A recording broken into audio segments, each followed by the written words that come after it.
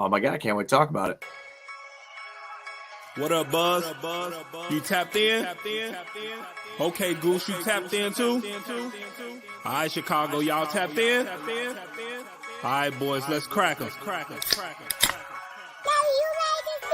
Feel like Mike in the fourth with the ball in my hands and I'm taking a shot. I'm the king in the madhouse on Madison, whether I make it or not. Now the crowd going crazy, they watching the play and I'm watching the clock. Got my shot in the air and the buzzer go off and I'm watching it drop. This team did things, MJ shot City 6 rings. D-Rose too big, too fast, too strong, history. And we good on that, put Jilla on the track and we good on wax. 3, 2, 1, everybody say Bulls on tap, Bulls on tap. Our city pretty and gritty, Benny the bull in the crowd getting hyper and litty. Me, I'm so drippy, it's slippery, nothing offends me. Banners on banners, we winners. We got the stats in the news, go and subscribe. Hang out with Buzzy and Goose, tapping with us, we the truth. Jilla just murdered the booth.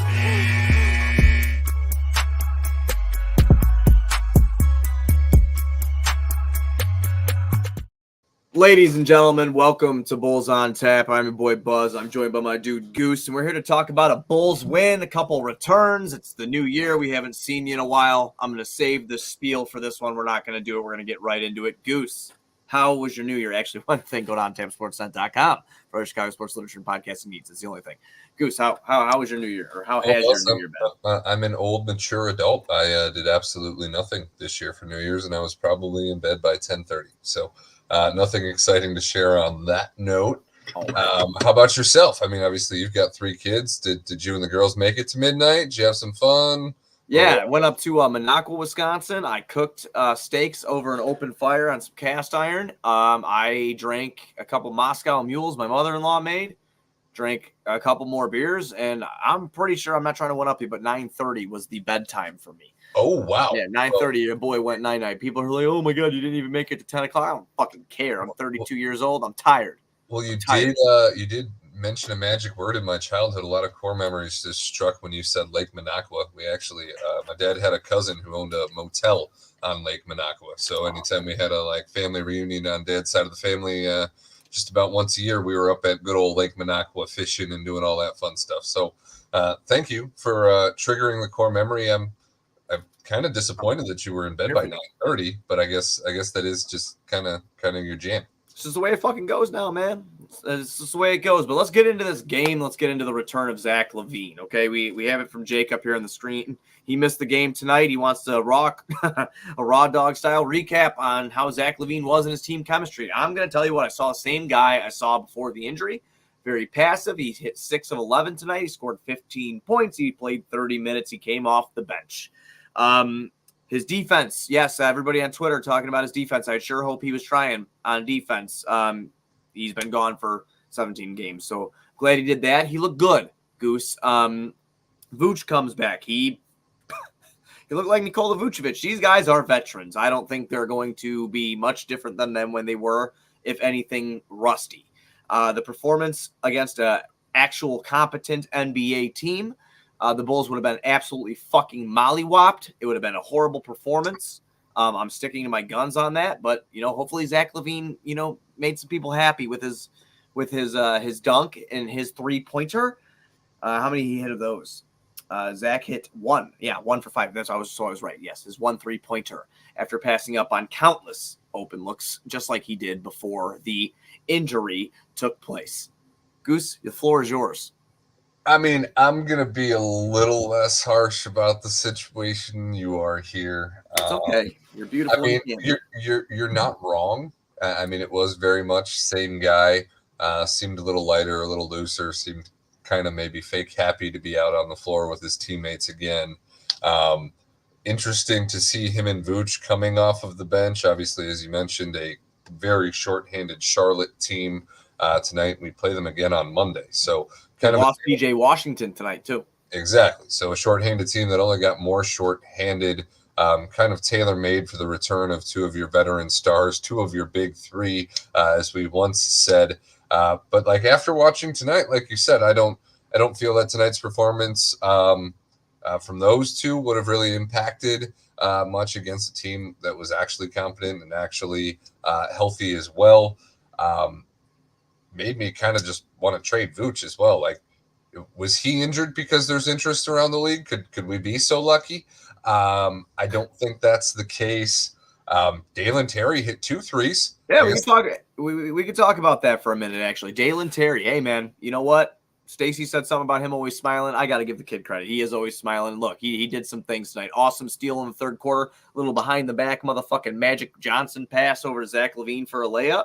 I mean, yeah, Dalen had some moments. He got the start tonight. He had some moments in a start, and I enjoyed it. I mean, it gave me a little hope of what the tank team might look like once we finally reach that destination. Yeah, Michael Walton tweeted that out. Is this the tank team? He said. Michael Walton did. I retweeted him. I thought that was funny as fuck. I mean, and I'd hope to see DeMar and Drummond moved with the way that they've played on the contracts that they have. If we are going that route, so maybe not the full tank squad there, but overall, I think Zach played well, but I don't think you're going to get anything different. Zach is who he is. Right. Teams around the league know that Zach is who he is, and all you can hope in acquiring him is that giving him a defined role and a defined hierarchy behind a LeBron James or a Steph Curry or somebody of that caliber, that he falls in line, and that the Olympic mentality of defense is what's going to keep me on the floor and get me on the floor is kind of what he's having for breakfast, lunch, and dinner, while giving you some good catching point, 3-point shooting, which, Klay Thompson isn't really doing over there so much anymore in Golden State. So maybe that is something we can talk about and look into. Yes. So me and my hypothetical trades and everything like that. So CP3, Klay Thompson, right? One of the two are going to have to make that work in a contract, something like that. I don't know what happens there. But I had an interesting idea, and the reason I had this interesting idea is I do not think that the marriage between Steve Kerr and the Warriors is ready to end, okay? They still have Steph Curry. Whether we like it or not, Draymond Green's going to come in and punch somebody else in the mouth before the end of his career or before he is moved, unless he's moved at this deadline, with him being out and about at parties when he's supposed to be working on himself. I mean, the guy can go to a fucking party. Do you think this is another clutch tactic? Is Draymond throwing 360 haymakers and acting out so he can get traded because he wants to go play with LeBron before his time is up? I wouldn't be surprised. I wouldn't be surprised. LeBron's just got everybody in the league out here acting a fool trying to get to LA. Yeah, Darvin Ham's about to get fired over there. I'm waiting to see some crazy shit happen with the Lakers. But anyway, back to the Warriors. Steve Kerr's not ready for that marriage to end. Steph Curry is still one of the best players in the NBA. Well, we both say that right now. There's no doubt about it. He's one of the best players in the NBA. But you have disgruntled young talent right now. 2 of them, to be exact. 2 of them? Oh, yeah. So Jonathan Kuminga comes out yesterday and says, I don't understand why I'm being taken out of the game. I do not understand why I'm being removed. I could pass. I could shoot. I could do that. Basically, he called out Steve Kerr for basically saying Steve Kerr's lost faith in him, or he's lost faith in Steve Kerr. I don't know if it was vice versa. But I think that's a 2-way street right now. I think they've lost faith in each other. Right. So on top of that, another separate report comes out about Moses Moody not being happy. And again, he's a guard over there playing with Steph, playing with Klay, playing with CP3. There's only so much he got Wiggins. There's only so much fucking playing time. You know what? This sounds beautiful. It does. It does. Chris Paul, Moses Moody, Jonathan Kuminga, and a protected first down the road. No. You don't even need that? No. Just Kuminga and Moody? No. Yes. Fuck it. Goose. Fuck it. I know. I mean, as a still deep down Zach LaVine homer, I have to hold on to hope of a giant return package. That's a pretty big fucking package, though. No, that's a pretty big package, but CP3 he's exactly what he is. I mean, Kuminga's a former fucking top 6 pick. Oh man, it was 3 years ago he was drafted. I need a stat guy. 3 years ago he was drafted. 2 and 7, I believe. Because it was Wiseman G League Ignite. Kuminga at 7, I believe. Yeah, G League Ignite. Moody's brand new in the league, second year. Right? I mean, this is his third, but still, yeah, is it his third? Contracts.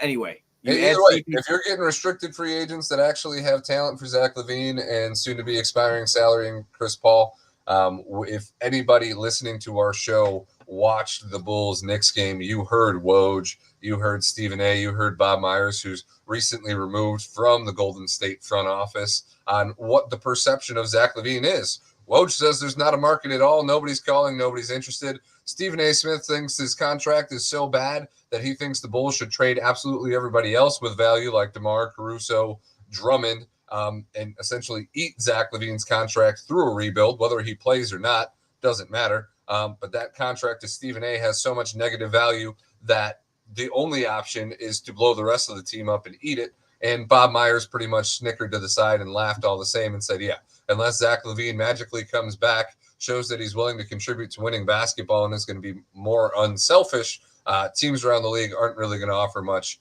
in terms of positive the value that the Bulls might be looking at a negative return in a deal for LaVine. With everything you just said right now, tell me you're inspired by the performance you saw. Inspired, no.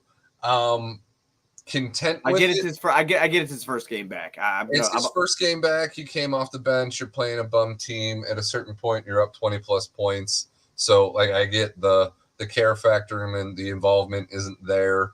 But to play 30 minutes and kind of still come short of what your averages are, or not, I guess, what you want in a first game that's kind of put on a tee for you.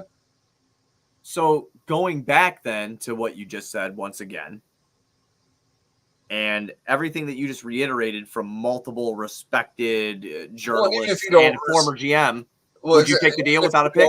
Even if you don't respect those names, like their opinions themselves, their connections and their sources in the league that give them the confidence to say those kind of things about any player have me concerned, at least, especially since that was a national broadcast that they're talking about this on. Anybody who watches basketball is watching that. And if they're saying that with such confidence, yes, you throw me a salary that expires sooner than LaVine's of a player that would probably be a good veteran, has a long, lengthy history with Kobe White, back to his teenage years kind of things. Sure, yes, I do it. I take Jonathan Kuminga, I take Moody. I'd probably even take CP3 and Kuminga and call it a day. Yeah, I do that. Yeah, I do that too, probably. You know, at this point, with the way the relationship is, the perception of the value, we've put ourselves in a corner where if you can get out of 3 years out of owing this dude $40 million and you can get a prospect like Kuminga, which you're going to have to pay probably, but luckily Steve Kerr's messed up his time in the NBA so much that you might not have to pay him as much as you would think. So, no, I mean, if that's the best alternative at the end of the day is this trade deadline ticks down, obviously we got 10 days before the Lakers have full availability of their roster to trade, but we've said it from the beginning. We don't want to see Zach end up in LA. That's like the worst case scenario. Yeah, because the best player getting back is Austin Reeves, and I think that, and Austin Reeves is a good player. Don't get me wrong. I'm not talking shit on Reeves. Player. He's not what I want in a return for a star player, and some people would disagree with that. Some people are pretty high on Reeves at this point. But I don't think that he really fits with Kobe, and of the two with Kobe's contract, I'd prefer Kobe. So, and I get in rebuild, you don't really start playing that game until the end, when you can see the light at the end of the tunnel, not when you're in darkness. You take the talent you can get and you figure it out from there. But given the outlook, the Lakers are the last team I want to see Zach go to, because this just feels like it's been scripted. As much as I hate even saying that word in regards to the NBA, it feels very scripted if Zach LaVine ends up a Laker for dirt cheap nothing, and the Lakers go on to have any kind of success throughout the rest of the season. They play Golden State on January 12th. So what is that, next Friday? Yeah, next Friday. So they play Golden State on January 12th. I mean, who knows what happens, man? I mean, at the end of the day, how everybody perceives it now, I would say most of the fan base, at least the very vocal, angry ones, because there's a section that, of course, loves Zach and does not want to move on from Zach. So, okay, and for that faction of the fan base, how long do you think Zach LaVine's coming off the bench? Do you think this was just the one game? Oh yeah, he'll be starting against Charlotte on Monday. Starting against Charlotte on Monday. Okay, right, that was my assumption as well. Yeah, and I felt that Vooch only came off the bench as well to kind of aid that, and like, hey, you're not the only star player we're asking to come off the bench coming back from injury. Andre Drummond was fantastic during Vucevic's time off. In Vucevic's first game, he gets a minute more than Drummond tonight. I mean, Vucevic had a better, he had 11 points, 8 boards, 3 assists for Vucevic. Drummond finishes 3 for 7 from the field, 7 points, 10 boards, 3 blocks. They both added. They were both plus in the plus minus. They both added. Stacey was talking about them playing together again. Did Zach contribute to winning tonight? What was his plus minus? He was plus 4. Team plus high 4. Was DeRozan at plus 18. DeRozan only took 10 shots tonight, then 36 minutes. Plus 18 with 10 shots. Wow, that almost looks and sounds a little bit more like a guy that's more committed to team basketball. 17 points, 6 assists, 3 steals for DeMar. I believe that's a season high for him in steals as well. Kobe broke 20 again at least, right? Kobe had 22 points, 11 boards, 6 assists. He did have 5 turnovers, very uncharacteristic of Kobe White, especially new form Kobe White. Ayo, 40 minutes. Kobe had 39 minutes. Ayo had 45 for 9 for the field, 2 for 3 I was really digging that Kobe-Ayo connection. They've been looking good. Their chemistry's been growing. I kind of dig it. Yeah, I like that. I like what they're doing out there. I mean, Ayo's going to be a very good bench piece. You give me Kobe, Ayo, Kuminga, Pat, and Vooch to end the season. I ain't mad at it. I mean, you should have some better prospects thrown in there too of DeMar and What'd you think about that Siakam shit? I mean, I'm just mad that the Raptors are ahead of us. I heard Golden State was interested in him too. Siakam. I mean, if you're Golden State, I feel like you have to be interested in just about everybody. Steph's run here, I mean, as much as you would like to think he's going to have a LeBron longevity kind of thing, you can't bank on that despite his game not being based on athleticism like LeBron's. So you have to take advantage of this window. And like you said, I don't think they're ready to move on from Kerr. That nostalgia and that partnership's still a little too strong there. And probably the same thing with Clay. Like CP3 is just a guy that they picked up because they didn't want Jordan Poole on their team because they wanted to keep Draymond. So, they very much still have the Splash Brothers in their original Dynasty 3 that kind of were drafted and grew together and created that culture there in Golden State. So I do expect them, just like the Lakers with LeBron at the end of his rope here, to go pretty heavily after these things, because otherwise you're not going to have happy players. So, but no, I'm not surprised to see Siakam rumored there. I'm kind of curious just in the sense that it's kind of like Draymond territory. But, well, I was going to say it's just about the same guy. Yeah. I mean, obviously Siakam's got quite a bit better offense. Oh, he's way better offensively. I mean, it's just they play defense. The both of them, they're a little unconventional for the 4 position. So, yeah, no, I mean, I don't really know how that would shake out, but I mean, at this point, Golden State's got to be pretty open to anything. Do you think Wiggins is going to be on the table, or are they keeping Wiggins? No, I mean, that depends. I mean, you just had a fucking young gun. I mean, you had a young gun who's been trying to take minutes from Kuminga and Dre, really, as well. Talking out loud. I don't know. I mean, I'm sure everybody's available who's not named as Steph Curry on that team right now. Okay. Put some competency around Steph Curry and watch him go running, Yeah, I don't know, man. These rumors keep popping up, but I still keep thinking the worst is going to happen. Who knows? So I really like him back. I guess since we skipped about a week, what was your take on kind of the bull stretch there? Obviously, we split with Philly in the not necessarily back-to-back games, but back-to-back games with Philly. Looked good in the first one, kind of had you riding that. Oh shit, is this team actually going to do something? If we do get win now players instead of prospects and picks at this deadline, and then they come out the following game and you're quickly reminded, okay, this is not what it's about. And then the next game, they got absolutely fucking destroyed. Yeah, I mean, destroyed. Back-to-back nights, they were destroyed. So yeah, I mean that took all wind out of my sails, which hopefully took the wind out of Acme's sails. I mean, well, I didn't really have so much wind. I mean, there was at least a breeze. We had a 4-game win streak, and then we fell back down to earth pretty quick. No, we came back down to earth pretty quick. We both said on this show we know it's not sustainable for Kobe White to shoot fucking 50% from downtown on that high of volume. Correct. And we were correct because I mean, he that's fell just off what the happened. cliff for 5 games, and now he's kind of averaged out. And again, he has been nothing but a tremendous leader through the whole process. I love it. This is Kobe White's team now. I don't care. Right. But I mean, it's just not likely that he is going to shoot that high of a percentage. Even DeMar only took 10 shots tonight because he knows it's going to be White's team. Fuck, man. They look like they all smile at each other. They're laughing, ha ha ha. Just no one knows who the guy is. No one knows. Yeah, no, and that's what that I think you just pointed out. What the issue here has been since this new version of the Big Three happened was no hierarchy was ever established, regardless of how long they played together. DeMar, at least from a fan perspective, probably pulled ahead in terms of the hierarchy, but Zach never accepted it. Vooch never accepted it. And you just had 3 guys that kind of have all thought this whole entire time that they should be and are the dude. And only really DeMar, in my eyes, I mean, Vooch has been forced to take the Kevin Love backseat, but really only DeMar has accepted it and kind of nurtured the young guys despite the tensions going around the situation in general. Right. I mean, I'm just looking at some of these fucking stats too. I mean, they shot the ball 74 fucking times. They shot the ball only 74 times and won that game. Charlotte shot it 89 times.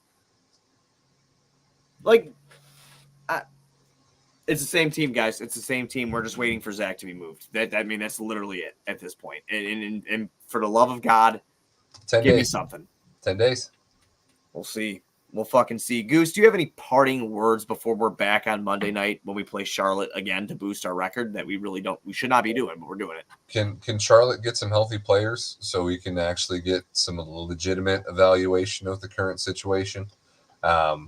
And not only just for us, but for this front office, for every other team's front office. Like, as happy as I was to see that we were trotting Zach LaVine back out for his first game to try to boost his trade value against literally like a practice squad. Like, this is your warm-up team. And there wasn't bad results.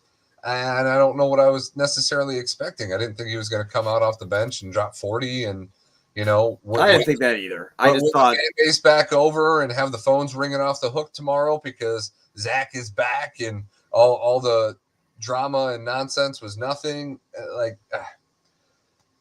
We got what I expected tonight, probably about as close to it as I would have expected. So I guess we'll see what we get in round 2, which just sucks because you really don't get a feeler for what's really going on here when you're playing such a bad team without any. They're a bad team, but they're fucking horrible. Well, they have nobody healthy. It's just so crazy how I was watching Hornets basketball for the last 2 years, just like waiting. I mean, like thinking this team was going to blow up with the young core that they had. Now to look at it now and just be so ravished with injury, it's just fucking horrible. But yeah, no, I pretty much reiterated everything you said. I think we covered this before, but the NBA has no balls. D'Angelo, Melo, and Zoe, no balls. No balls. All ball boys. They're gone with no balls. Oh my God, how terrible is that? Can't wait for him to come back next year too and be the leader point guard with CP3. Who knows what the fuck's gonna happen here? We'll be back Monday. We talked about it all. Check out the episode on tapsportsnet.com is where to go. See you Monday after the Bulls take on Charlotte again. Let's tank.